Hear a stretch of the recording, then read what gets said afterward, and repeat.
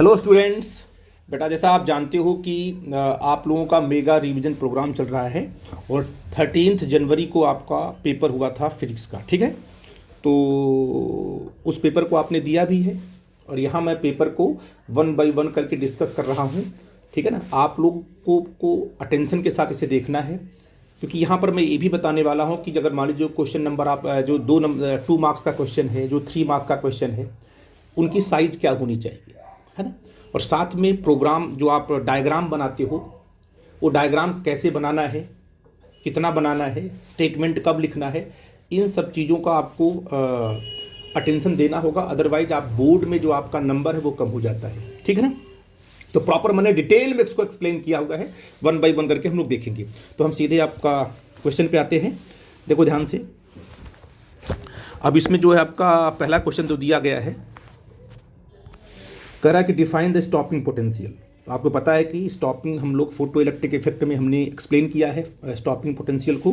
Stopping potential is the minimum negative potential, ठीक है ना, required to stop the flow of photo current, यानी photoelectric current को रोकने के लिए जो मिनिमम स्टॉपिंग पोटेंशियल होता है, and that potential is known as cut off potential. इसको क्या बोलते हैं?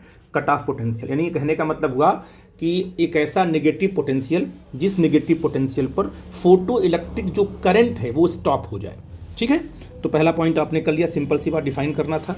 What is the condition of Wheatstone bridge to be most sensitive? Most sensitive का क्या मतलब होता है? मोस्ट सेंसिटिव का मतलब होता है बैलेंस कंडीशन, यानी गैल्वेनोमीटर में डिफ्लेक्शन 0 हो जाए।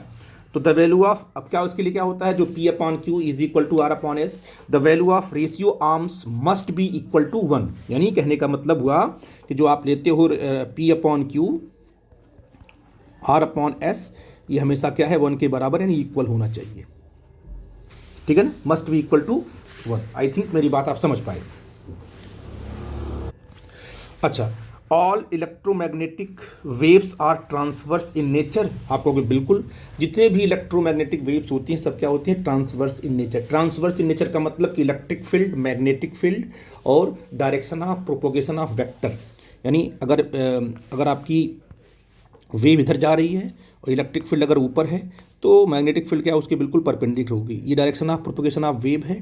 ये इलेक्ट्रिक फील्ड अगर ये है, ये आपकी मैग्नेटिक फील्ड आपकी बी है, तो तीनों आपस में क्या होंगी? परपेंडिकुलर होगी। इसे बोलते हैं transverse in nature. Yes, all the electromagnetic waves are transverse in nature.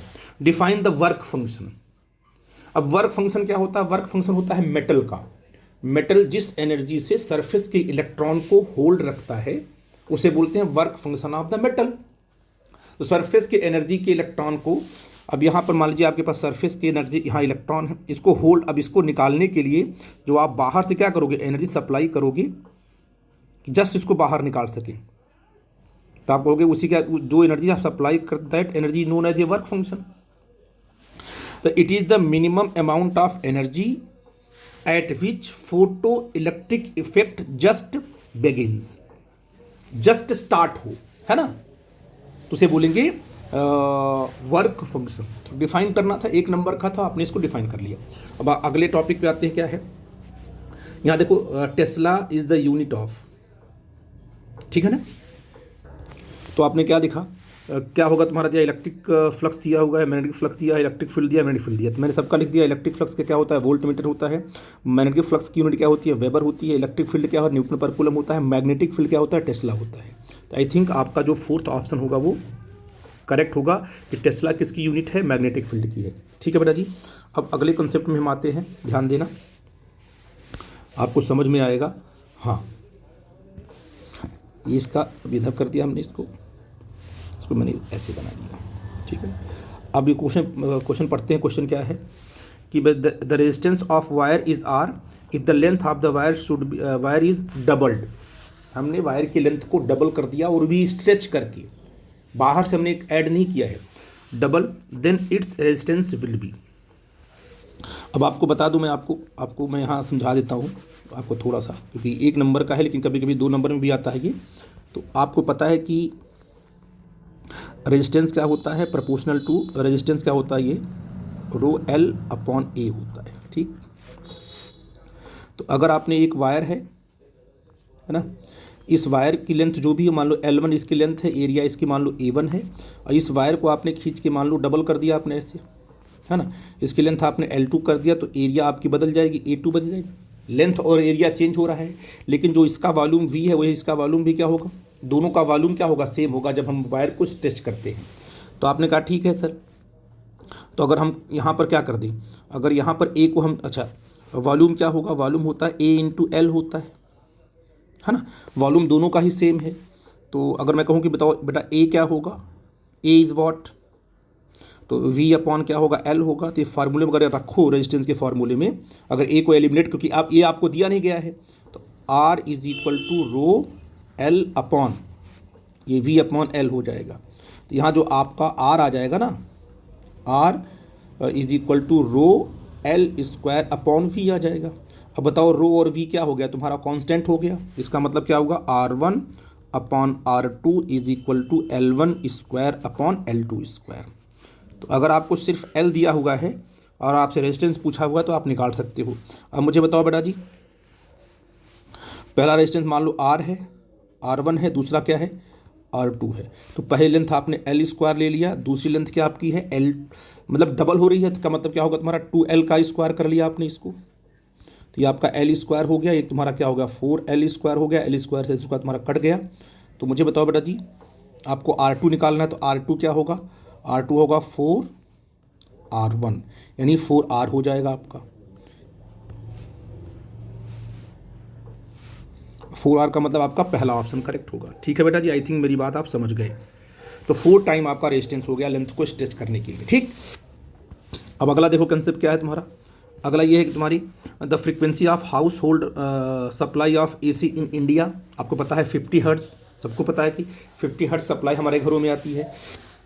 The momentum of a photon is P, then the corresponding wavelength is, अगर मोमेंटम आपको दिया गया है तो corresponding wavelength lambda equal to क्या होता है, H अपॉन P होता है। ठीक है बेटा जी, H अपॉन P, ये moment wavelength of the photon होगा। तो I think H upon P, यानी पहला ऑप्शन आपका करेक्ट होगा। ठीक है बेटा जी, पहला ऑप्शन आपका H अपॉन P लिखा हुआ है, करेक्ट होगा। ठीक है बेटा जी, अब अगले क्वेश्चन में आते हैं। आपसे पूछ रहा है कि चार्ज, कौन सा क्वेश्चन आपका, 9th क्वेश्चन में, यहाँ आपका 9th क्वेश्चन आपका है, कहाँ गया 9th क्वेश्चन ये, charge resides only on the outer surface of charge conductor. Yes, अगर आपके पास कंडक्टर है तो कंडक्टर के आउटर सरफेस पे ही चार्ज जो है रिसाइड्स होता है ना। इनसाइड कंडक्टर कोई चार्ज नहीं होता, ये कंडक्टर की प्रॉपर्टी होती है। तो आई थिंक ये ऑप्शन आपका ट्रू हो जाएगा। In forward bias the width of the depletion layer in PN junction. अगर बाइसिंग कैसी है, फॉरवर्ड बाइसिंग है, तो पक्का कि फॉरवर्ड बाइसिंग में जो डिप्लीशन लेयर होती है वो डिक्रीज करती है। तो आपने कहा सर पहला ऑप्शन करेक्ट होगा। ठीक है, अब देखो यहाँ पर क्या है, कह रहा है calculate the Coulomb's force between the two alpha particle separated by a distance 3.2 into 10⁻⁻15 metre. ठीक है, ये 10⁻⁻15 है। अब इसमें क्या है देखो ध्यान से, हाउ कैन, इसे कैसे करो कैलकुलेट करो। अभी एक अल्फा पार्टिकल आपका यहाँ है ना, और एक अल्फा पार्टिकल पर जो चार्ज होता है +2 ही होता है। दूसरा अल्फा पार्टिकल आपका यहाँ है, ये आपका +2 ही होगा, है ना। आर आपको दिया हुआ है तो आपको फोर्स निकालना है। तो फोर्स क्या होगा तुम्हारा, फोर्स का formula Q1 Q2 upon R square. Repulsive force, दोनों पॉजिटिव चार्ज है। तो ठीक है बेटा जी, यहाँ पर क्या हो जाएगा तुम्हारा, देखो यहाँ पर 2E है, 2 इंटू 1.6 इंटू 10⁻, क्या होगा -19 होगा, और फिर इंटू ये भी आपका 2 है, तो 2 इंटू 1.6 इंटू 10⁻⁻19 होगा, है कि नहीं बेटा जी, अपॉन R स्क्वायर होता है ना। तो क्या होगा तुम्हारा 3.2 इंटू 10⁻⁻15 इंटू 3.2 इंटू 10⁻⁻15। मैंने इसको 2 बार इसलिए लिखा क्योंकि हमें कट करना हमारे लिए आसान होगा। देखो ये 16 है, इसे काटेंगे तो यहाँ 2 आ जाएगा। ये 1.6 है, 3.6 है, तो इससे कट कर यहाँ 2 आ जाएगा। यहाँ 2 से ये 2 कट जाएगा, यहाँ 2 से ये 2 कट जाएगा। ठीक है बेटा जी, आई थिंक मेरी बात समझ पाए। अब यहाँ कितना है 10⁻⁻19 10⁻⁻19, 10 कितना तुम्हारा आ जाएगा देखो ध्यान से। और एक चीज़ आपने छोड़ दी यहाँ पर K की वैल्यू, तो उसको K भी मेंशन करो। K क्या होता है, एक सेकेंड में यहाँ पॉइंट आउट कर दूँ। यहाँ पर F इज इक्वल टू क्या होता है K Q1 Q2 बाई क्या होता है R स्क्वायर होता है ना। यहाँ पर K की 9 इंटू 10⁻9 ये आपका K तो रहेगा ही रहेगा, नो प्रॉब्लम। यहाँ कितना आ गया देखो, ये कितना आपका है 19 हो जाएगा तुम्हारा 38, तो 9 इंटू 10⁻9 इंटू 10 क्या हो जाएगा -38 अपॉन यहाँ 15 से हो जाएगा 10 क्या तुम्हारा आ जाएगा, ये आ जाएगा तुम्हारा 30 आ जाएगा।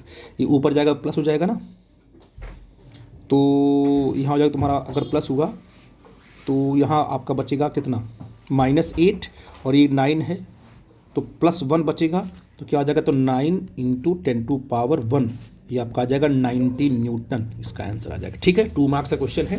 कट करना भी आपको मैंने सिखाया कि आपको कटिंग कैसे करना है, सॉल्व कैसे करना। आई थिंक मेरी बात आप समझ पाए। मैं अगले क्वेश्चन पे आता हूँ। ये बेटा आपका सेक्शन बी आपका देखो ध्यान से, define the inductive reactance and capacitive reactance in the mathematical form. तो डिफाइन कर दो पहले, इंडक्टिव रिएक्टेंस क्या है। Inductive reactance is the opposition offered by an inductor in an AC circuit to the flow of AC current। Alternating current के flow में जो opposition offer करता है ना इंडक्टर, से बोलते हैं इंडक्टिव रिएक्टेंस। आपको पता है इंडक्टर को हम ऐसे लिखाते हैं, उसका इंडक्टिव रिएक्टेंस का एक्सेल से हम उसको रिप्रेजेंट करते हैं।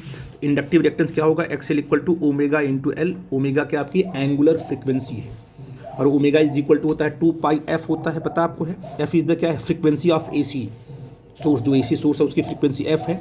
एल आपका क्या है, इंडक्टेंस ऑफ द इंडक्टर है। ठीक है बेटा जी, इसका ये मैथमेटिकल फॉर्म है। ऐसा यूनिट क्या होगा इसका, ओम होगा। आई थिंक मेरी बात आप समझ गए। अच्छा, कैपेसिटिव रिएक्टेंस, कैपेसिटर लगा हुआ है, उसमें एसी करंट फ्लो कर रही है, तो कैपेसिटर क्या करता है, एसी करंट में जो कि capacitive reactance is the opposition offered by a capacitor in an AC circuit to flow of AC current. ठीक है ना, तो जो a flow of AC current को जो अपोजिशन रेजिस्टेंस जो ऑफर हो रहा है इन केस ऑफ कैपेसिटेंस, उसे क्या बोलते हैं, कैपेसिटिव रिएक्टेंस। एक्सी से डिनोट करते हैं। कैपेसिटिव रिएक्टेंस क्या होता है, एक्सी इक्वल टू 1/ωc। ठीक है बेटा जी, तो क्या होगा तुम्हारा ऐसा यूनिट क्या होगी, 1/ωc, ओमेगा 2π होता है, 2πf इंटू सी हो जाएगा तुम्हारा। ऐसा यूनिट क्या तुम्हारा होता है, ओम होता है। और एक लाइन अगर एक्सप्लेन करना चाहो, कहोगे सर जब ये आपकी फ्रीक्वेंसी है ना एक्सेल वाले केस में, कहोगे सर कि अगर हम ऑल्टरनेटिंग करंट की फ्रीक्वेंसी बढ़ाते हैं ना, जितनी फ्रीक्वेंसी आप इसकी बढ़ाते जाओगे उतना उसका जो रिएक्टेंस, किसका, इंडक्टर का रिएक्टेंस बढ़ता जाएगा, है कि नहीं है।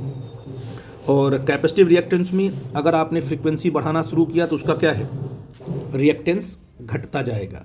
इसका मतलब क्या होगा, जितनी हाई फ्रीक्वेंसी होगी उतना हाई अपोजिशन होगा, किस केस में, इंडक्टर वाले केस में। और कैपेसिटर में अगर बहुत हाई फ्रीक्वेंसी रख दिया आपने तो कैपेसिटर का जो अपोज है, जो अपोजिशन है वो कम होने लगता है। ठीक है बेटा जी, इस तरीके से उसको भी एक्सप्लेन कर सकते हो आप। तो जितना पूछा था उतना मैंने एक्सप्लेन किया। ठीक है बेटा जी, अब अगले क्वेश्चन में आते हैं। अब देखो तीसरा क्वेश्चन क्या है, सेक्शन बी का, define the electromagnetic wave. Define the electromagnetic wave, right the expression for the velocity of EM wave in terms of permittivity of free space. इसे बोलते हैं epsilon naught, and permeability of free space से बोलते हैं mu naught. ठीक है ना, define करेंगे, सिंपल सी बात है। At an electromagnetic waves is the combination of electric and magnetic field, है ना, that travel through a space at a speed of light. ठीक है ना, और ये भी कह सकते हो कि भाई electric field and magnetic field are perpendicular to each other. The expression for the velocity of electromagnetic wave in term of permittivity and of free space epsilon naught and permeability of free space mu naught, ये इसका expression है। v is equal to क्या होगा, 1/√μ0 and epsilon naught. The speed of light in vacuum को हम c से करते हैं represent. Is the fundamental constant that it is related to the permittivity and क्या है, परमेबिलिटी फॉर फ्री स्पेस। तो यहाँ पर जो v लिखा है हम क्या लिखेंगे, यहाँ पर c लिखेंगे।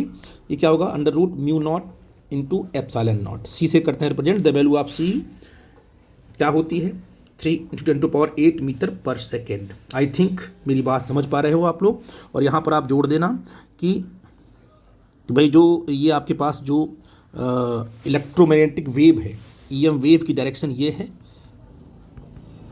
और इधर क्या आएगा तुम्हारी, इधर तुम्हारी इलेक्ट्रिक फील्ड अगर आपने लिया तो इधर क्या होगा, तुम्हारी मैग्नेटिक फील्ड आपका होगा ऐसे। इसको आप ऐड कर देना इसमें डायग्राम बना के और लिख देना कि electric field, magnetic field and direction of propagation of wave perpendicular to each other, इसलिए बोलते हैं इसको transverse in nature. I think मेरी बात, एक पूरा का पूरा मार्क्स आपको मिल जाएगा। तो डायग्राम थोड़ा बनाना पड़ेगा, लिखना पड़ेगा आपको साइज देखकर। आई थिंक मेरी बात आप समझ पाए। अब मैं अगले क्वेश्चन पे आता हूँ, सेक्शन बी का ही क्वेश्चन है, फोर्थ क्वेश्चन क्या है, the rate of change of current of 10 ampere per second induces an EMF 10 millivolt in a solenoid, what is the self inductance of a solenoid। तो आपको पता है कि भाई हमारे पास जो फैराडे ने क्या बोला था कि भाई इंड्यूस EMF क्या होता है, LDI/dt। तो आपको E कितना दिया हुआ है, इंड्यूस EMF कितना दिया है 100 मिलीवोल्ट, यानी 100 इंटू 10⁻³ वोल्ट हो जाएगा ये। इंडक्टेंस आपको निकालना L, और DI/dt कितना दिया है 10 एम्पियर पर सेकेंड, यानी आपका सिंपल ये DI/dt की वैल्यू आपको 10 दी गई है ना। तो आपको यहाँ से एक 10 से यहाँ 10 कट कर दोगे, तुम्हारा L बोलो कितना आ गया, L आ गया 10 इंटू 10⁻³ हेनरी आ गया। बोलो बच्चा हाँ कि ना, ये तो हेनरी में आ गया। और आप चाहो तो आप कह सकते हो कि L इज इक्वल टू क्या होगा 10 मिली हेनरी हो जाएगा। तो बहुत छोटा क्वेश्चन था और आराम से इसे आप कर ले जाएगी, इसलिए इसका ध्यान देना बेटा जी। आपने कहा 10 मिली हेनरी, हेनरी भी सही आपका है और इसमें भी आपका दोनों ही करेक्ट ऑप्शन आपका है, ठीक है बेटा जी। अब मैं अगले क्वेश्चन पे आता हूँ। क्वेश्चन क्या बोल रहा है कि an electron is accelerated through a potential difference 100 volt. 100 volt के पोटेंशियल में एक इलेक्ट्रॉन क्या कर रहा है, एक्सेलरेट कर रहा है कि what is the velocity of the electron. Simple सा क्वेश्चन है कि भाई अगर मान लो ये आपका पोटेंशियल कितना है, मान लो यहाँ पर है ना, या मान लो यहाँ पर आपका मान लो यहाँ पर जो V आपको दिया है वो 100 दिया हुआ है, ठीक है ना।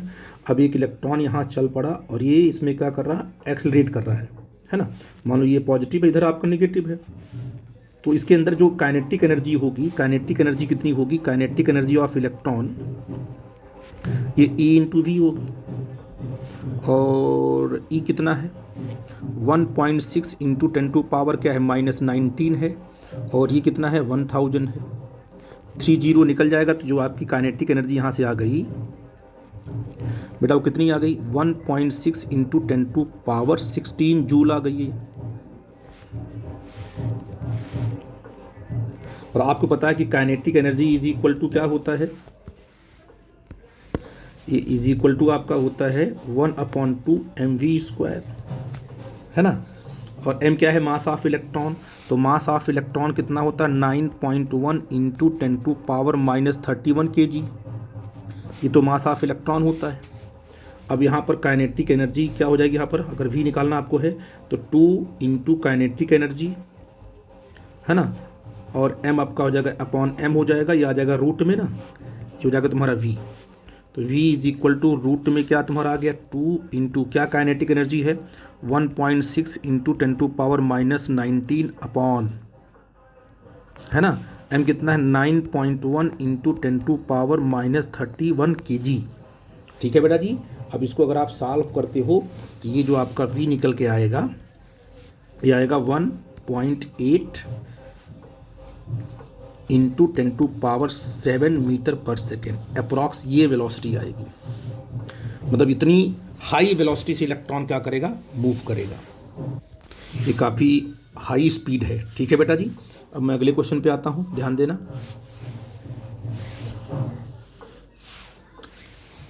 क्या है क्वेश्चन कि the ratio of amplitude of two waves producing interference pattern 1:4, find the I max to I minimum। तो आपको पता है कि जो आपका I max होता है वो A1 प्लस A2 का होल स्क्वायर होगा, जो आपका I minimum होगा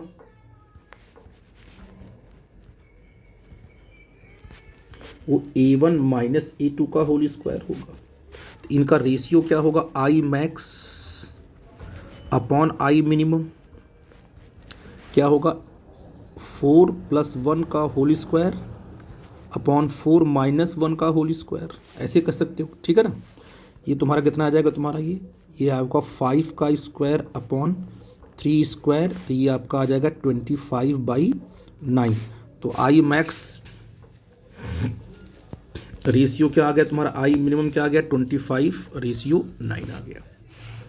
देखो कितना स्पीड से निकाला आपने, अगर आपको आ रहा है तो। एक पूछा है फ्रिंज विजिबिलिटी, ये भी बड़ा इंपॉर्टेंट है। तो जो आपकी फ्रिंज विजिबिलिटी होती है ये पूछा जा चुका है, इसलिए ध्यान दें, विजिबिलिटी वी से करते हैं।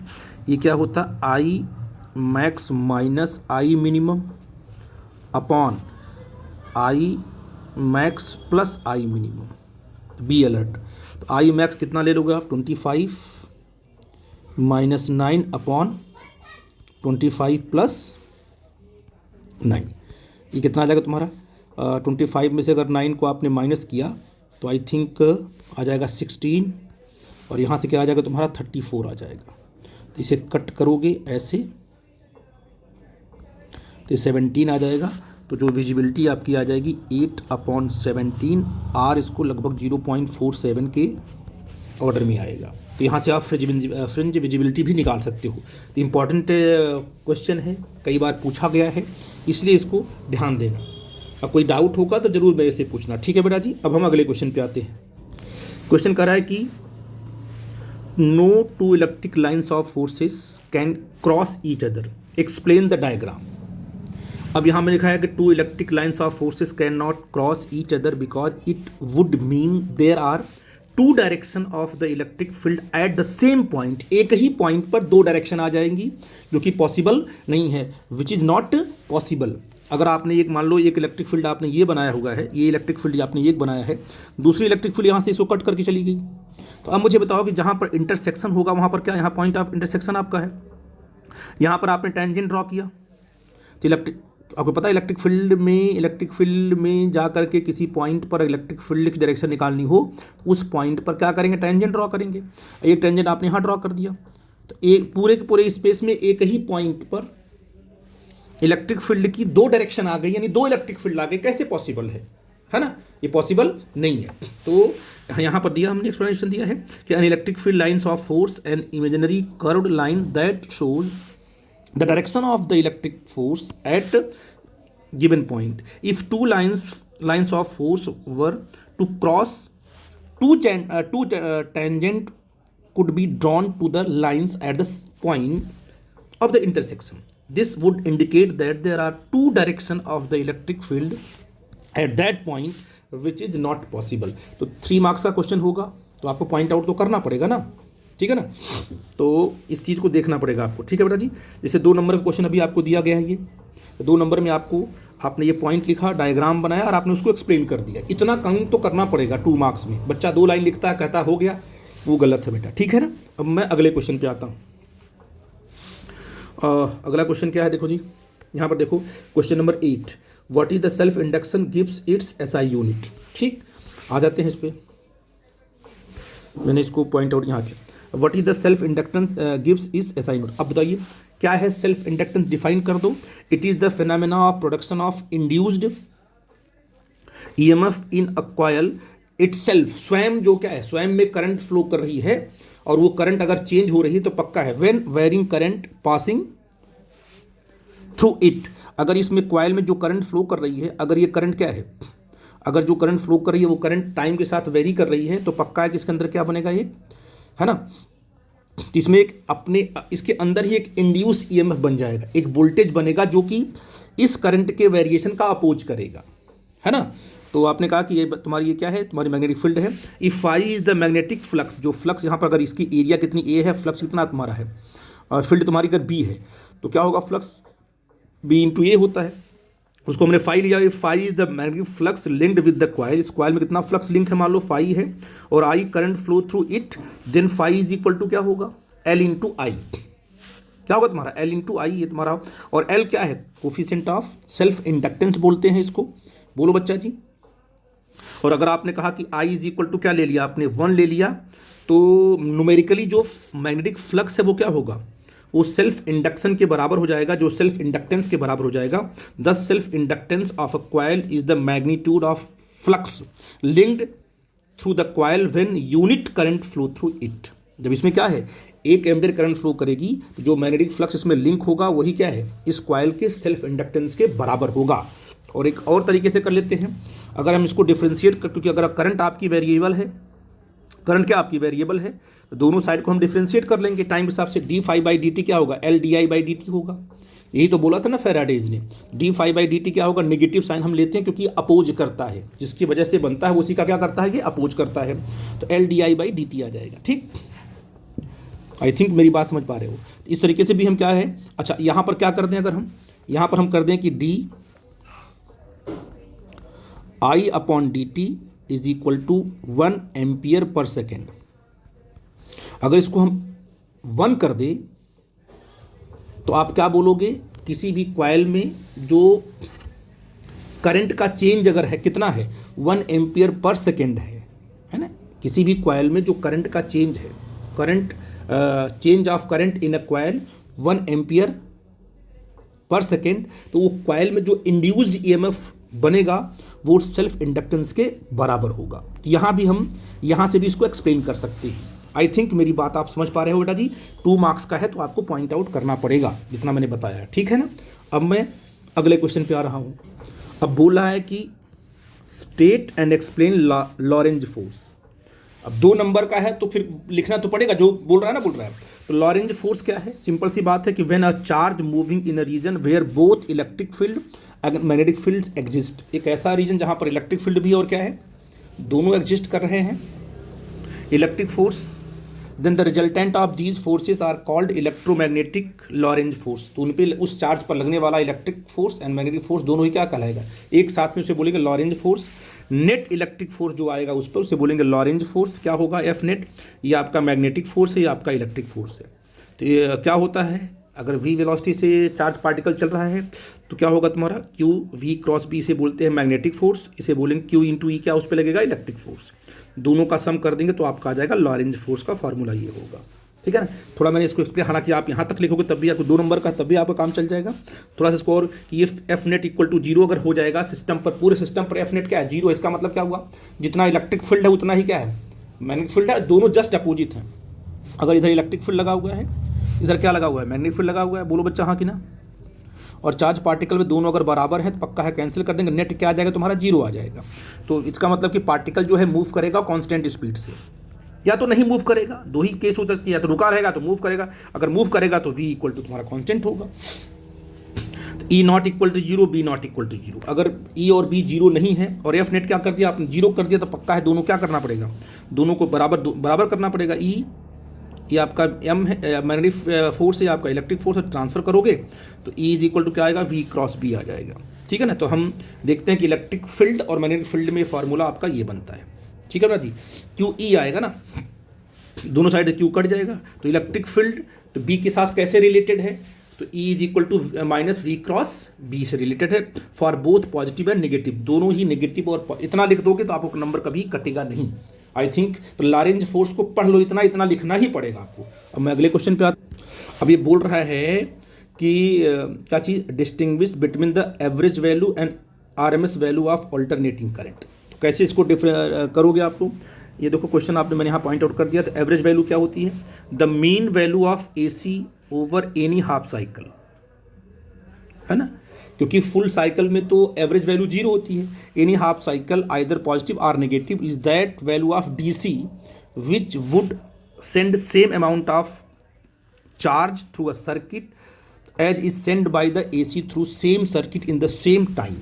यानी कहने का मतलब हुआ कि मान लो कि अगर आपके पास एक एसी है, हाफ साइकिल आपने इसको सेंड किया, एक रेजिस्टेंस में आपने इसको सेंड किया, एक डीसी भी आपने सेंड, मान लो ये डीसी है और ऊपर वाला एसी है, नीचे वाला ऊपर वाला क्या है एसी है, नीचे वाला क्या तुम्हारा है डीसी है ना। अब इस रेजिस्टेंस आर में दोनों को क्या है, दोनों को आपने सेंड किया सेम टाइम के लिए, और दोनों से क्या है सेम हीट निकल रही है, ठीक है ना। आई थिंक मेरी बात समझ पा रहा हूँ मैं क्या बोल रहा हूँ। तो आप बोलोगे कि जो डीसी की वैल्यू होगी वही क्या होगी, एसी एवरेज होगी हाफ साइकिल की, नहीं डीसी के बराबर ही क्या होगी, एसी होगी, ठीक है ना। बट आपका सेम टाइम, एक रेजिस्टेंस के अंदर क्या है सेम टाइम में सेंड किया जाए, बोल बच्चा जी, है ना। और एसी की हाफ साइकिल को सेंड करेंगे, क्यों, हाफ साइकिल को इसलिए सेंड करेंगे क्योंकि फुल साइकिल में तो एवरेज जीरो होता है। तो फार्मूला क्या होगा, आई एवरेज इक्वल टू क्या तुम्हारा होगा, देखो क्या होता है, आपने क्या किया, करंट को क्या किया, आई डी टी कहाँ से T1 टू, करंट को आपने डिफ्रेंशिएट किया T1 से T2 तक, अपॉन क्या आएगा, टोटल टाइम, ठीक है ना। तो आप कहते हो आई डी टी कहाँ से, T1 से लेके T2 तक, और अपॉन टोटल टाइम क्या होगा, टोटल टाइम क्या तुम्हारा होगा, ये आपका डी टी होगा T1 से लेके T2 तक। ये फार्मूला आपको पॉइंट आउट करना ही पड़ेगा क्योंकि ये फार्मूला तो हमेशा अप्लीकेबल है। तो आपने कहा कि फॉर हाफ साइकिल में आई एवरेज क्या होता है, 2I0 अपॉन पाई। अगर आपने AC दिया और इसका जो एम्पलीट्यूड कितना है, करंट का I0 है, तो एवरेज करंट क्या होगी, 2I0 अपॉन पाई होगा हाफ साइकिल के लिए। फुल साइकिल में तो आई एवरेज तुम्हारा क्या हो जाएगा, जीरो हो जाएगा। तो आई थिंक ये आपने एवरेज वैल्यू आपने डिफाइन कर दी। अब आपको RMS वैल्यू देखनी है, तो क्या होगा तुम्हारा RMS वैल्यू, फार्मूला तो आपका वैसे ही बनेगा, लेकिन it is the value of DC। ये DC वैल्यू उस DC वैल्यू के बराबर है, produce same heat in a given resistance in a given time is done by the alternating current when pass through the same resistance for the same time. इसको समझो मैं क्या बोल रहा हूँ कि मान लो अगर आपके पास एक रेजिस्टेंस है, ठीक है ना, इसमें आपने क्या भेज दिया, आपने AC भेजा, और इसमें क्या भेजा, आपने DC भेजा, और दोनों का टाइम आपका सेम है, इसका भी टाइम T1, इसका भी टाइम क्या है, T1 है, ये रेजिस्टेंस आपका R है, दोनों को भेजा आपने। इसने भी मान लो हीट कितना निकाला, 2 जूल निकाला, और इसने भी कितना हीट निकाला, 2 जूल निकाला। अगर दोनों की हीट बराबर हो गई सेम टाइम में, तो जो ये AC की वैल्यू आपने सेंड किया है, this value is known as RMS value of AC। तो RMS वैल्यू ऑफ AC उस DC के बराबर है जो कि दोनों को अगर भेजने पर सेम टाइम पर हीट जो प्रोड्यूस हो रही है सेम हो रही है, तो DC की वैल्यू AC के इक्वल होगी। It is the value of DC, ठीक है बेटा जी। फार्मूला IRMS क्या होगा, आपको पता है कि पहले क्या करो, पहले सारी करंट का स्क्वायर करो, all the square of the all current, है ना बेटा जी। फिर इसका एवरेज कैसे निकालेंगे, DT निकाल के T1 टू क्या करेंगे, T2 कर देंगे, अपॉन टोटल टाइम करेंगे कितना, T1 टू DT को T1 to T2, that's it. इसे बोलेंगे IRMS। इसको इस तरीके से हम लोग पॉइंट आउट करते हैं, इसको भी आप लिख लेना। RMS value of sinusoidal AC क्या होगी, IRMS equal to I0 upon √2। तो जो उसकी RMS वैल्यू क्या होती है, I0 अपॉन √2, चाहे फुल साइकिल लो और चाहे हाफ साइकिल लो, वैल्यू आपकी यही आएगी, चेंज नहीं होगी। For full and half both के लिए IRMS क्या होगी, I0 अपॉन √2। I0 क्या है, पीक वैल्यू ऑफ करंट। ठीक है बेटा जी, मैं अगले क्वेश्चन पे चलता हूँ। बेटा सेक्शन C है, 3 मार्क्स का क्वेश्चन है।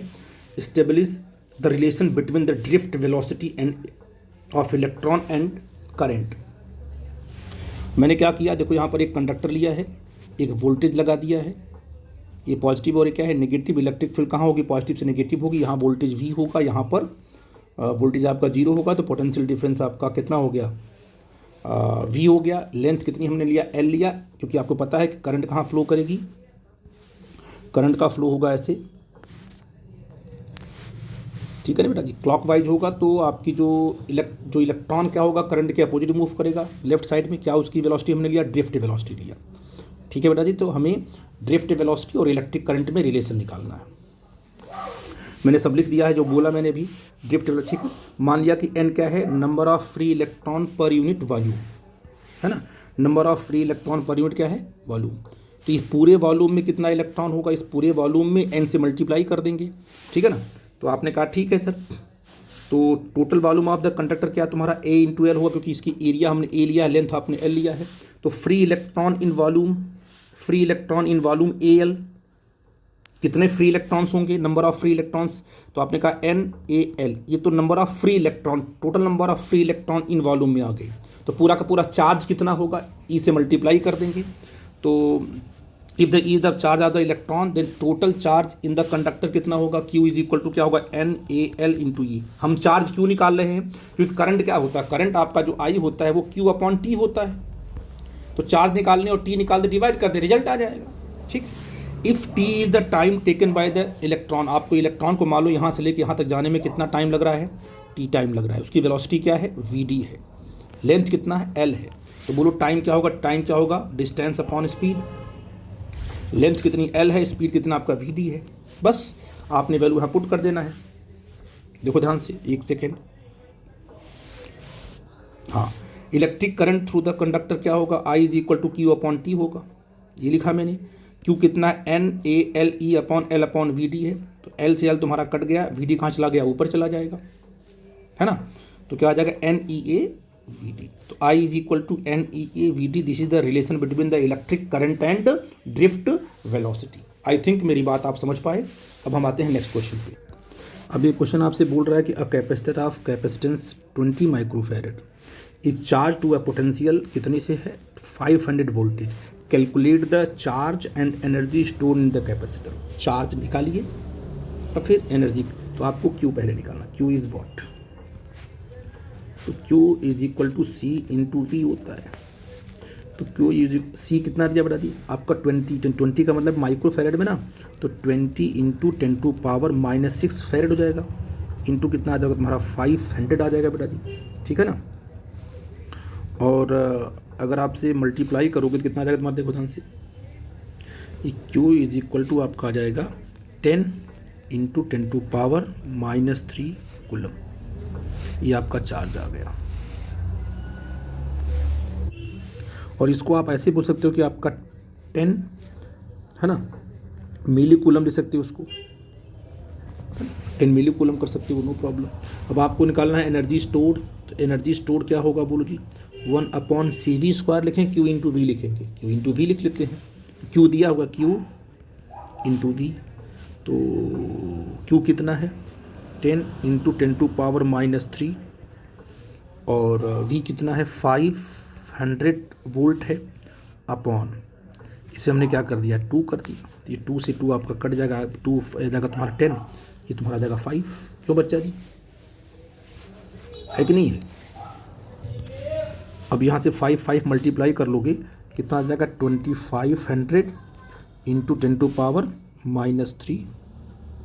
3 यहाँ पॉइंट यहाँ आ जाएगा आपका, तो हो जाएगा तुम्हारा 2.5 जूल। इतनी एनर्जी क्या उसके अंदर स्टोर हुई। आई थिंक मेरी बात समझ पा रहे हो।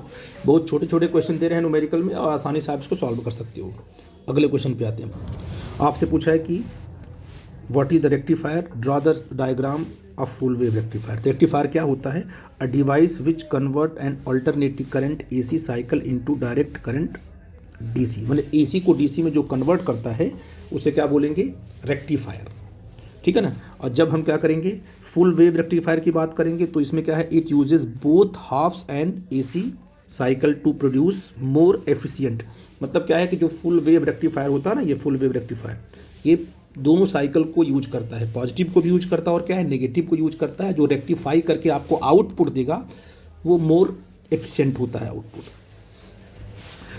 कंस्ट्रक्शन में ध्यान देना इसका। जैसे मान लो आपने कहा ये हमारे पास क्या है, ये हमारे पास प्राइमरी कॉइल हो गया, इसको हम P मानते हैं, और ये आपका सेकेंडरी कॉइल हो गया। तो पहले बात क्या किया करो, आप पहले 2 कॉइल ऐसे बना लिया करो, इसके बीच में आप सॉफ्ट आयरन कोर की एक रॉड ऐसे डाल दिया करो, पहली बात, ठीक है। प्राइमरी कॉइल हो गया। इसके बाद आपने क्या किया, यहाँ पर आपने इनपुट ले लिया, VI इनपुट ले लिया, जिसको हमने दिखाया है डायग्राम से ऐसे, है ना। इसके बाद यहाँ पर आपने क्या है 2 डायोड लगाया, ये D1, और ये लगाने का तरीका देखो, ये आपका P टाइप है, ये आपका N टाइप है, ये आपका P टाइप आपका N टाइप। तो आप डायोड लगाया, आपने पूरा इसको क्लोज कर दिया। अब आउटपुट कहाँ लोगे, बच्चे कन्फ्यूज रहते हैं, क्योंकि हाफ वेव में तो आउटपुट यहाँ ले लेते हो, लेकिन in case of full wave rectifier पूरा क्लोज करने के बाद आप इसको बोलते हैं सेंटरेड टाइपिंग करना। सेंटरेड टाइप, यहाँ C से इसको क्या कर दिया हमने, देखो जैसे यहाँ हमने C से इसको जोड़ दिया। यहाँ से क्या किया करो, ऐसे एक वायर यहाँ से निकाला करो और यहाँ पर एक रेजिस्टेंस लगाया करो, और ये कंप्लीट इसको यहाँ ज्वाइन कर दिया करो। अब इसे बोलते हैं लोड RL, लोड रेजिस्टेंस। इसी के अक्रॉस हम आउटपुट लेते हैं यहाँ पर, ठीक है ना। तो क्या होता है कि इसने क्या किया, पहली करंट यहाँ फ्लो कराई, ये हो गया फॉरवर्ड, हो गया पॉजिटिव के लिए हो जाएगा फॉरवर्ड, नेगेटिव साइकिल इसके लिए ये बन जाएगा फॉरवर्ड, इसके लिए ये बन जाएगा फॉरवर्ड।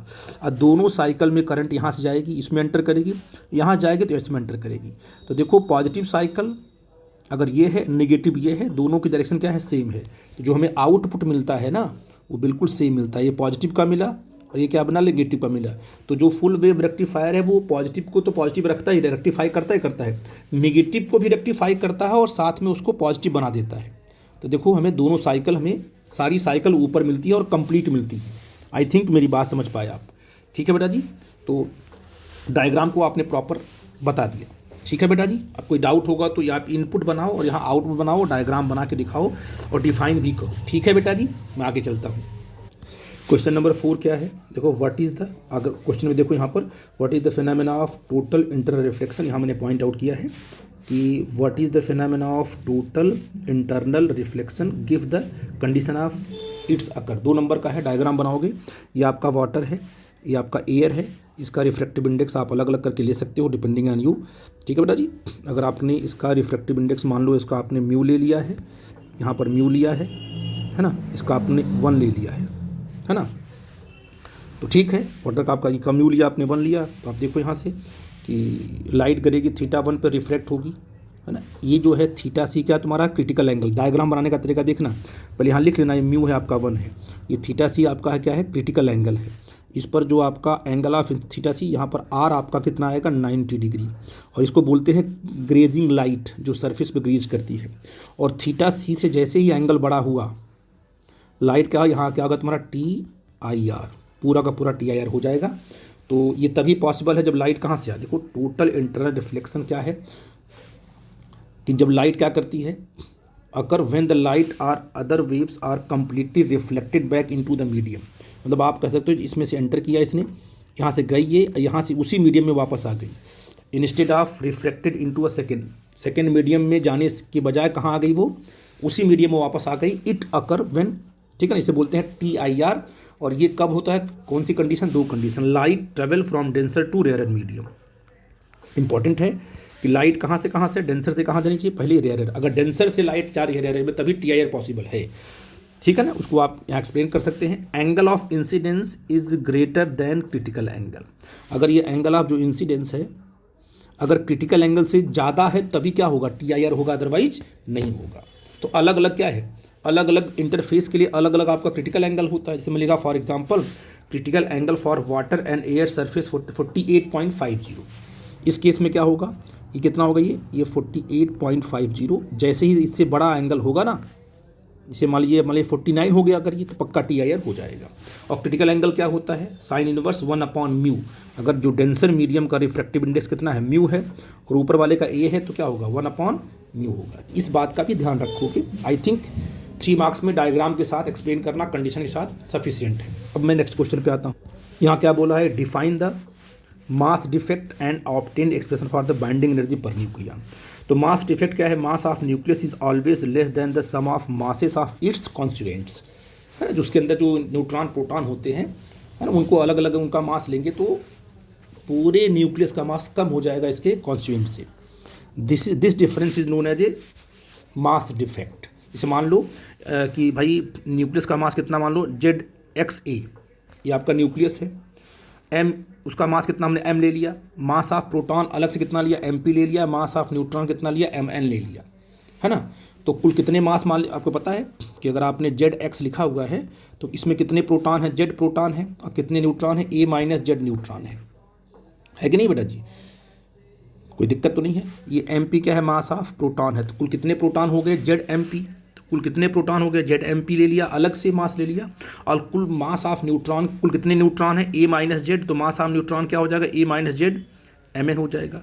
अब इन दोनों के मास को मैंने अलग अलग जब जोड़ के देखा तो जो मास ऑफ न्यूक्लियस ये बड़ा आ गया, तो कितना बड़ा होगा, इन दोनों का हमने सम किया -m किया, तो आपको जो मिलेगा उसे बोलेंगे मास डिफेक्ट, है ना, उतना मास डिफेक्ट होता है, ठीक है। ये आपका हो गया मास डिफेक्ट। और binding energy per nucleon important है, ये क्यों होगा, इसको डिफाइन कैसे करना है कि to compare the stability of different nuclei, याद देना different nuclei we use binding energy per nucleon, ठीक है ना। मतलब अलग अलग न्यूक्लियाई की जो स्टेबिलिटी कंपेयर करने के लिए हम लोग binding energy per nucleon explain करते हैं। तो इसलिए हमने बाइंडिंग एनर्जी पर न्यूक्लियन क्या है, binding energy of an nucleus, of a nucleus या element, binding energy of an element upon mass number. तो जो बाइंडिंग एनर्जी न्यूक्लियस की है पूरी अपॉन क्या किया आपने, इसे बोलते हैं binding energy per nucleon, mass number. If delta m is the mass defect for formation of an element of x, अगर डेल्टा m तुम्हारा कितना है, मास डिफेक्ट है, तो आपको पता है E इज इक्वल टू क्या होता है, according to Albert Einstein, delta m into C square. क्यों बच्चा जी, तो binding energy delta E upon A क्या होगा, इसमें भी ए से डिवाइड कर देंगे, तो ये लिखा हमने बाइंडिंग एनर्जी, इसको लिखा है पर न्यूक्लियन, एन लिखा ना अपन, क्या होगा delta M C square upon A कर देंगे, ये ना आपका होगा। And this is known as a binding energy per nucleon. क्या होता है, इसको एक लाइन में करो कि this energy required to remove one nucleon, यानी एक प्रोटॉन को या तो एक न्यूट्रॉन को क्या करना है, न्यूक्लियस से बाहर एक को, जो the energy required to remove one nucleon from nucleus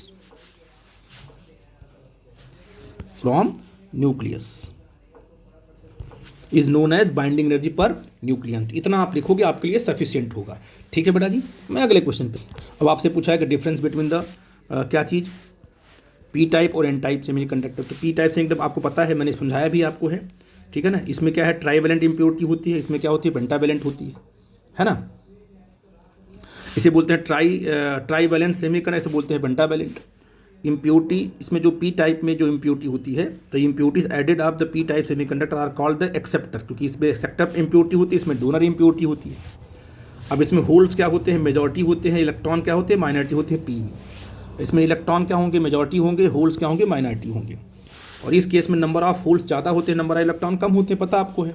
इसमें इलेक्ट्रॉन ज़्यादा होते हैं, इसमें इलेक्ट्रॉन होल्स कम होते हैं। एग्जाम्पल दिया फास्फोरस, आर्सेनिक है ना, इसमें क्या है, गैलीलियम है, इंडियम है ना, एल्युमिनियम है, एटीसी। तो आई थिंक डिफ्रेंशिएट कर दोगे, पूरा सफिशिएंट नंबर आपको मिल जाएगा। मैं अगले क्वेश्चन पे आता। अब ये कई बार पूछता है, बच्चे अक्सर गलती करते हैं इसमें, state Ohm's law and derive the relation. J मतलब होता है करंट डेंसिटी और सिग्मा इंटू ई, है ना। तो ई क्या है, तुम्हारी इलेक्ट्रिक फील्ड है, और सिग्मा आपकी कंडक्टिविटी है ना।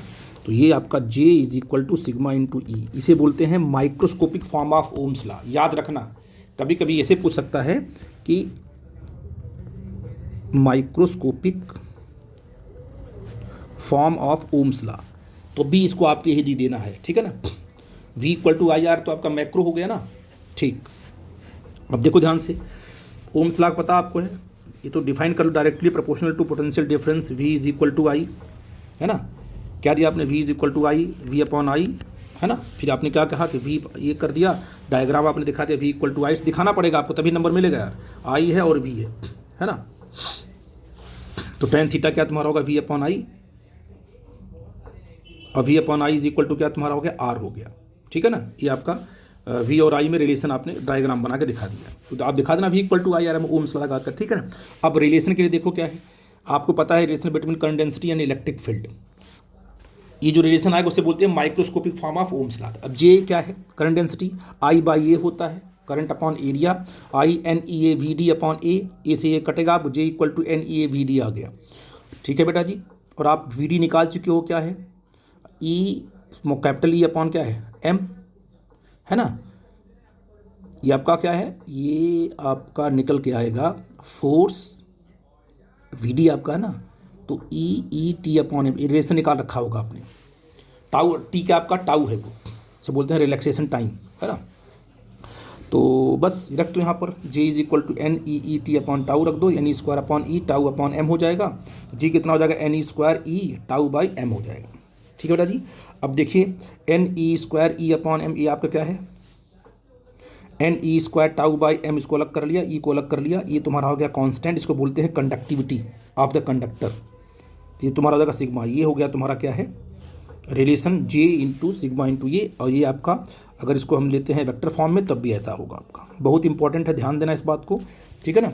हाँ, सिग्मा इज द सिग्मा क्या is constant for any conductor, depend upon the क्या है, शेप साइज, ये तो पता आपको है, शेप और साइज पर डिपेंड करता है ये, है ना। इसके बाद वेक्टर फॉर्म में क्या है, देखो मैंने यहाँ पॉइंट आउट कर दिया, ये आपका वेक्टर फॉर्म में ऐसे रिलेशन आ गया आपका, ठीक है ना। और रेसिस्टिविटी क्या होता है, वन अपॉन कंडक्टिविटी होता है, तो यहाँ पर रेसिस्टिविटी को डिफाइन भी कर सकते हो आप इस तरीके से। तो ये पूरा का पूरा रिलेशन आप दोगे लिख करके, तभी आपको 3 मार्क्स मिलेगा। मैंने पॉइंट आउट कर लिया, इसकी स्क्रीनशॉट लेना, बेटा लिखना आपको ऐसे ही है। मैं अगले क्वेश्चन, ये कई बार पूछा गया है कि लेंज लॉ क्या है, according to Lenz law direction of induce current such that, है ना, अकॉर्डिंग, ये लिखा क्वेश्चन लिखा है, स्टेट लेंज लॉ है। तो लेंज लॉ को आपको एक्सप्लेन कर ही लोगे, लेंज लॉ क्या होता है। लेंज लॉ जो क्या है, जिसकी क्या कहता है कि डायरेक्शन ऑफ करंट हमेशा क्या है, इंड्यूस करंट की क्या है, इंड्यूस करंट को अपोज करेगी, है ना। अगर आप देखो ध्यान से, अगर आपके पास एक मैग्नेट है, इसको आपने क्या है मूव कहाँ कराया, नीचे की तरफ मूव कराया, तो पक्का है कि इसके मोशन जब ये मूव करेगा इसमें एक इंड्यूस ईएमएफ जनरेट होगा, है ना। तो ये वाला सामने वाला क्या है, सामने वाला जो है ये एन कितना भी है, क्योंकि रिपेल करेगा ना हमेशा, क्या है जो इसमें इंड्यूस ईएमएफ बनेगा वो हमेशा इसके मोशन का अपोज करेगा, तो ये एन बन जाएगा। और इसको अगर दूर ले जाओगे तो ये आपका एन है तो आपका एस बन जाएगा, क्योंकि अट्रैक्ट करेगा।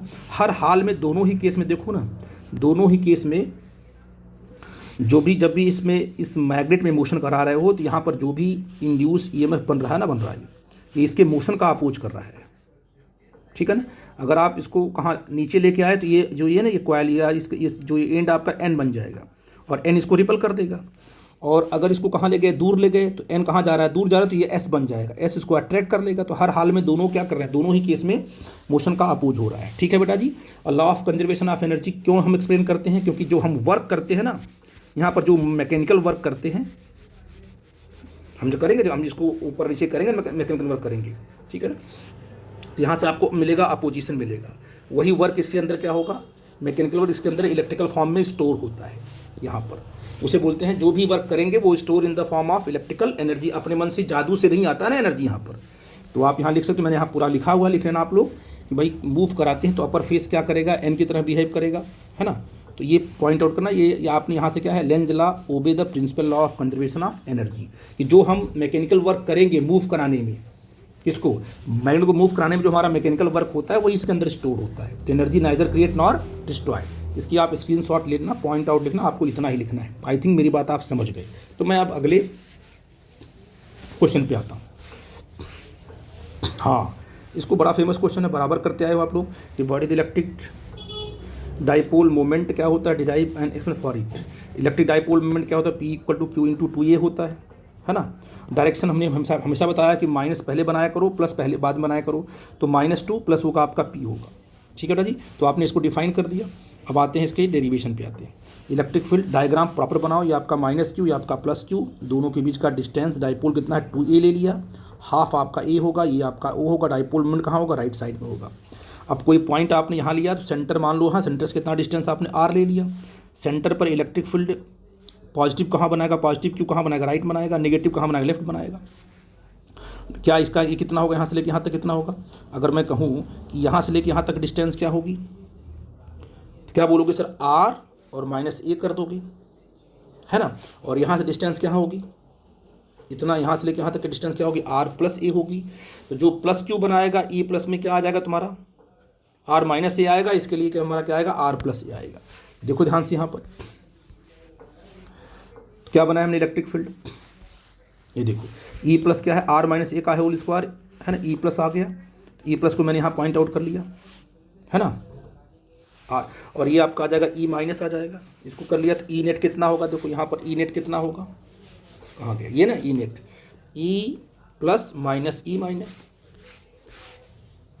है ना। तो फिर हमने क्या किया, देखो यहाँ से इसको मैंने यहाँ सॉल्व किया, इसका एलसीएम ले लिया मैंने, ये क्यों बाहर एलसीएम लिया, और इसको इसमें मल्टीप्लाई, इसको मल्टीप्लाई किया, सॉल्व किया, तो 4RA आ गया, कट गया। इसके बाद हमने क्या, इसको रीअरेंज किया, KQ × Q × 2 क्या मान लिया, P मान लिया, K × 2R हो गया। ये आपका E नेट कितना, इतना आ गया बेटा, है ना। अब इसमें क्या किया मैंने, इसको अगर मान लिया हमारा जो डाइपोल लेंथ बहुत छोटी है, R को बहुत छोटा कर दिया, तो क्या हो गया, KP 2R/R4, A कार से कट जाएगा, तो 2KP/R³ आ गया। तो E नेट कितना आ गया, 2KP/R³। डायरेक्शन कहाँ होगी, तो डायरेक्शन हमेशा कहाँ होगी, देखो ध्यान से, डायरेक्शन तो इधर ही होगी ना, अब अलॉन्ग द डाइपोल मोमेंट। यहाँ देखो, तो E नेट क्या होगा, vectorially 2KP/R³ along BC, direction of E net electric dipole moment के अलॉन्ग होगी, यानी मतलब E नेट क्या होगा, 1/R³ के प्रोपोर्शनल होगा। तो इस चीज़ को आप प्रॉपर इसको स्क्रीनशॉट ले लो आप लोग यहाँ से, ठीक है ना। लिखने का तरीका ये है, इसके बाद इसको स्क्रीनशॉट ले लो, जिससे कि आपको आराम से आप लिख सको, ठीक है बेटा जी। मैं आगे चलता हूँ, इसको भी ले लो आप स्क्रीनशॉट, इसका भी ले लो, और आपको इतना ही लिखना। अब अगले क्वेश्चन पे आता हूँ। अब आपसे पूछा है कि क्या चीज़, देखो बेटा जी, state Gauss's law using Gauss's law calculate, बहुत कई बार रिपीट किया गया है। गॉसेस लॉ क्या है, तो आपको टोटल इलेक्ट्रिक फ्लक्स फाई = क्या है, E.ds total charge upon ε0 define कर दिया आपको, ठीक है बेटा जी। अब देखो ऊपर क्या है, डायग्राम प्रॉपर बनाया आपने। एक आपने क्या लिया, एक आपने वायर लिया, इस पर आपने चार्ज दे दिया, आपने क्या बनाई है, आपके पास कौन सा ये आपने बनाया सिलेंडर, इसे बोलते हैं गॉसियन सरफेस। इस पर आप 3 सरफेस आपके पास है, एक आपके पास ये क्रॉस सेक्शन आपका, एक लेटरल आपका है, ठीक है। यहाँ पर एक एलिमेंट कट किया, इलेक्ट्रिक फील्ड कहाँ इसके ऊपर होगी, और एन कैप का मतलब ये आपका डीएस वेक्टर है, ये ऊपर होगा। इस केस में क्या होगा, डीएस आपका इधर होगा, बना लो आप डीएस इधर, इधर आपका डीएस होगा, एन कैप का मतलब डीएस यहाँ होगा, इलेक्ट्रिक फील्ड ऊपर होगी, ठीक है ना। इसमें भी कंडीशन आपकी होगी, क्या चीज़, डीएस कहाँ होगा, एन कैप की तरफ होगा, एन कैप मतलब नॉर्मल होता है ना, डीएस वेक्टर है, इलेक्ट्रिक फील्ड वहाँ होगी। अब मुझे बताओ कि फ्लक्स किससे लिंक दिखाई पड़ेगा आपको, क्योंकि यहाँ पर इलेक्ट्रिक फील्ड और डीएस के बीच का एंगल कितना है 90 डिग्री, यहाँ पर सिर्फ एक सिर्फ जो लैटरल वाला है उसी से दिखाई पड़ेगा आपको, ठीक है बेटा जी। तो मैंने देखा यहाँ पर देखो लिखा है फ्लक्स किससे हुआ लिंक, देखो ध्यान से, ई डी एस, ये देखो आपने आप कॉस जीरो हुआ इस वाले लेटरल वाले से नहीं, इस वाले देखो इधर देखो, इधर ई है, इधर आपका डी एस है, ई डी एस के बीच का एंगल कितना है 0, यहाँ पर 90 डिग्री है ना। तो वही चीज़ मैंने यहाँ पर पॉइंट आउट किया है, ये 0 हो गया, ये आपका 90, ये आपका 90 तो कट जाएगा ना, आप कट जाएगा, ई डी एस कॉस 0 1 हो जाएगा आपका, पूरा पूरा ई डी एस आ जाएगा। तो फाई इक्वल टू क्या है, डी एस कितना होगा 2 पाई आर एल होगा ना, क्योंकि सिलेंडर का लेटरल सरफेस कितना होगा 2 पाई आर एल होगा, ठीक है बेटा जी। तो आपने फाई निकाल लिया, क्यू कितना है, क्यू कितना है, क्योंकि लैम्डा उसकी चार्ज डेंसिटी है, एल उसका लेंथ है, तो लैम्डा एल ये तुम्हारा क्यू होगा ना, तो फाई क्या क्यू बाई एम होगा, तो ई पाई करके क्यू अपॉन एप्सिलॉन नॉट हो गया आपका। यहाँ से ई कितना होगा, lambda upon 2 pi epsilon not into r हो गया, है ना। इसको हम ऐसे भी लिखते हैं 2k lambda upon r, in term of k क्या होता है 1/4 पाई एप्सिलॉन नॉट होता है। और यहाँ अगर वेक्टर के साथ लिखो तो पक्का है कि आपका एन कैप आएगा। तो आपने कहा ई, आपने कहा वेक्टोरियल, और क्लियरली ई इस केस में ई इन्वर्सली प्रोपोर्शनल टू 1/r होता है। यहाँ डायग्राम के साथ आप लोग पॉइंट आउट कर लेना, इंपॉर्टेंट चीज़ है, नोट कर लो, स्क्रीनशॉट ले लो, मैं अगले क्वेश्चन पे आता हूँ, ठीक है बेटा जी। यहाँ क्या दिया है, अगला क्वेश्चन क्या है, give the principle construction working theory moving coil galvanometer, ठीक है ना। अब देखो क्या है इसका प्रिंसिपल क्या होगा, वेन एवर, ध्यान देना, वेन एवर देखो डबल ट्रिपल सी का मतलब current carrying coil is placed in a magnetic field it experiences a torque, है ना, विच टेंस टू रोटेट इट। किसी भी कॉइल को जब मैग्नेटिक फील्ड में रखेंगे तो उस पर एक टॉर्क एक्सपीरियंस, इसका एक प्रिंसिपल है। अब गैल्वेनोमीटर में क्या है, देखो ध्यान से, कंस्ट्रक्शन देखो ध्यान से क्या बनाया मैंने। अब देखो ये हमने बनाया है सिलेंडर, इसका टॉप व्यू बनाया मैंने, है ना। ये जो क्या है, वायर को मैंने वाउंडिंग किया हुआ है ऐसे, और नीचे से ऊपर आया है, अंदर है ऊपर का टॉप व्यू, नीचे गया, नीचे से ऊपर आया है। मैग्नेट को हमने क्या बनाया है, बिल्कुल सर्कुलर आर्क दिया हमने, इसलिए क्योंकि इससे जो फील्ड निकले वो रेडियल फील्ड आए। कैसी फील्ड आए, रेडियल फील्ड आए, इस पर गिरे परपेंडिकुलर, इस पर क्या गिरे परपेंडिकुलर। ऐसा मैंने क्यों किया, इसे बोलते हैं रेडियल फील्ड, है ना, यूनिफॉर्म रेडियल फील्ड, यानी रेडियस के अलॉन्ग। हमेशा जब इसे ड्रा करोगे तो इसके रेडियस के अलॉन्ग ही जाएगी फील्ड हमेशा। इसे बोलते हैं, अंदर ये क्या चीज़ है, सॉफ्ट आयरन कोर है, जो कि पूरा स्लैब डालते हैं ना, ऊपर से डालते हैं, कोर को डाल दिया आपने इस तरीके से। और ये तुम्हारी लगी है स्प्रिंग, है ना। जब ये वायर ऐसे रोटेट होगा तो स्प्रिंग भी क्या होगी, रोटेट, उसमें एक ट्विस्ट आएगा, उसमें एक ऐंठन आएगी। तो ये सॉफ्ट आयरन कोर है, ठीक, फील्ड में रख दिया गया, ठीक है। अगर ये कोर रोटेट हुआ तो रिंग भी, स्प्रिंग क्या होगी, रोटेट होगी, और उस कॉइल को, इस कोर को रोटेट होने से रोकेगी। अब बताइए, ये आपके पास क्या है, ये आपके पास जो है कॉइल जो उस पर वाउंड किया गया है ना, उसका ऊपरी पार्ट आपका दिख रहा है ना, ऊपर से दिख रहा है आपको, ठीक। आप जैसे ये घूम के इधर आएगा, देखो अब क्या होगी, हमेशा क्या, अच्छा बताओ इसको, इस कॉइल का एरिया वेक्टर कहाँ होगा, इस कॉइल का, ये कॉइल ऊपर वाला कॉइल है ना, इसका एरिया वेक्टर हमेशा क्या होगा, परपेंडिकुलर होगा इसके, याद रखना आप इस बात को। जब ये कॉइल घूमेगा तो ये कॉइल हमेशा, चाहे आप देखो अभी कॉइल यहाँ पर है, तो देखो ये आपकी मैग्नेटिक फील्ड ऐसे गई है, और एरिया वेक्टर तुम्हारा क्या होगा, ऐसे होगा। तो फील्ड आपकी ऐसे होगी, तो एरिया इसका ऐसे होगा, ठीक है ना। अगर कॉइल मान लो ऐसे हो जाए, इस तरीके से रोटेट कर जाए, तो आप बताओ फील्ड कहाँ होगी, ऐसे होगी, और एरिया तो हमेशा इस कॉइल पे से परपेंडिकुलर होगा। जितना भी रोटेट करेगा ये कॉइल, कैसे भी रोटेट कर ले, इसका, इस कॉइल का जो एरिया वेक्टर है और जो इस पर फील्ड है वो हमेशा क्या होगी, परपेंडिकुलर होगी, इस पर, इसके अलॉन्ग जो फील्ड होगी, ठीक है ना। तो इसी कॉन्सेप्ट पर ये बेस्ड है, देखो पूरा इसका आपने वर्किंग लिखा, इसमें आते हैं when a current carrying coil place in a magnetic field it experience a torque.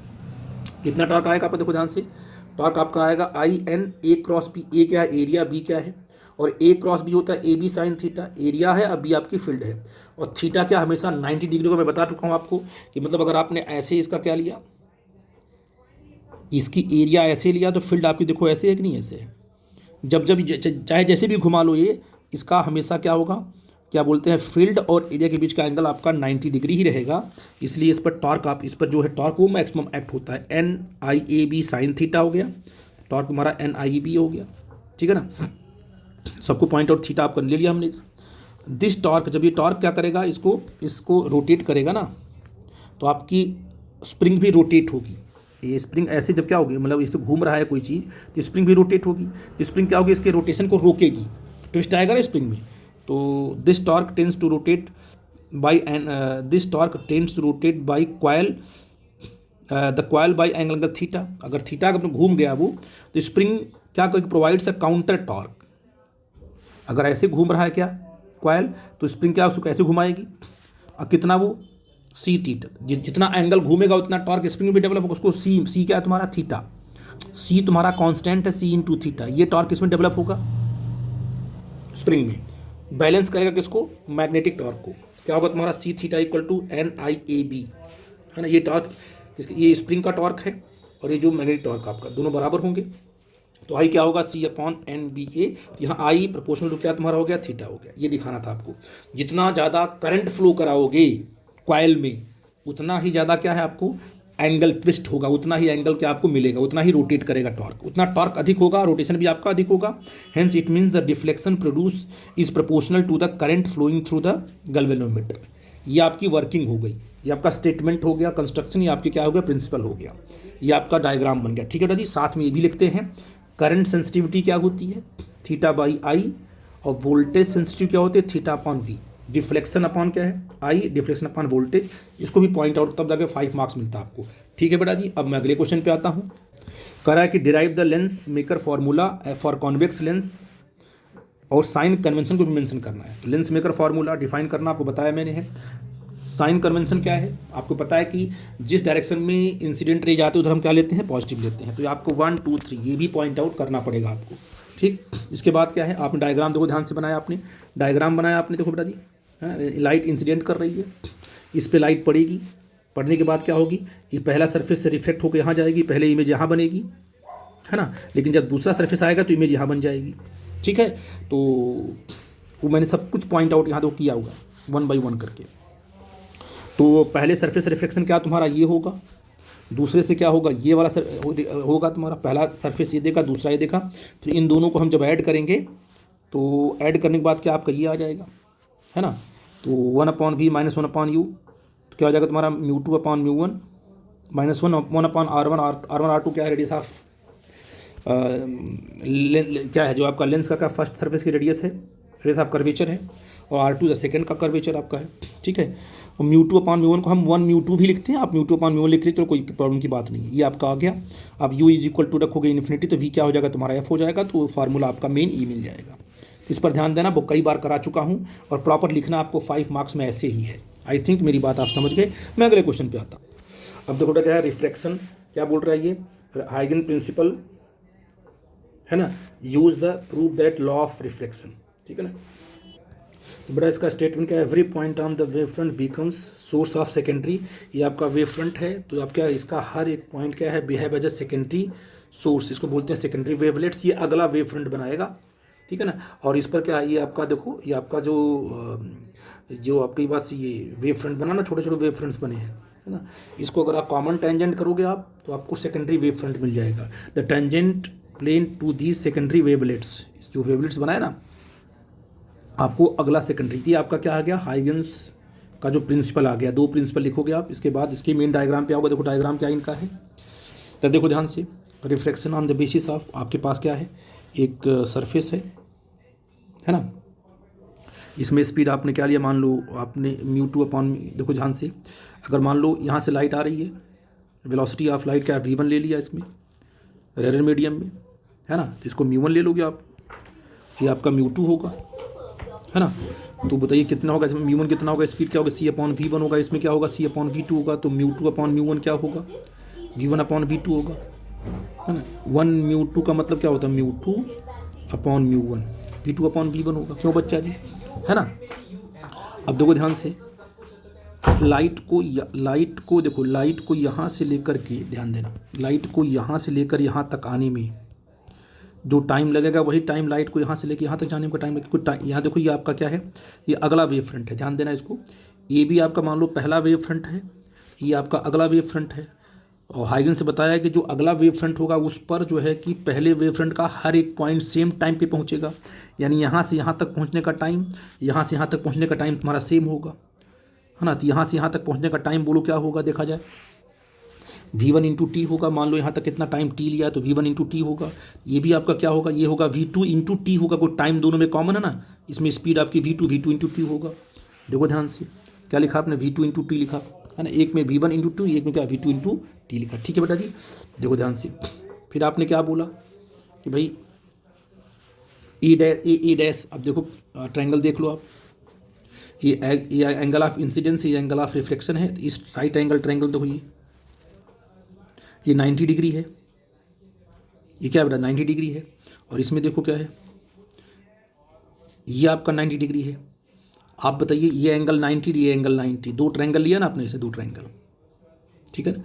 और देखो इन दोनों ट्रायंगल में ये वाली लाइन तुम्हारी कॉमन है, ये आपका आई है और ये तुम्हारा क्या आर है, ठीक है बेटा जी। तो अब मुझे बताइए, अगर मैं आपसे बोलूँ कि ए डैश क्या होगा, साइन आई क्या होगा, देखो बी ए डैश क्या होगा तुम्हारा, B A dash upon A dash perpendicular upon sine theta क्या होगा तुम्हारा, साइन थीटा। देखो यहाँ बनाया, देखो यहाँ से, एक minute, I is equal to क्या होगा, है ना,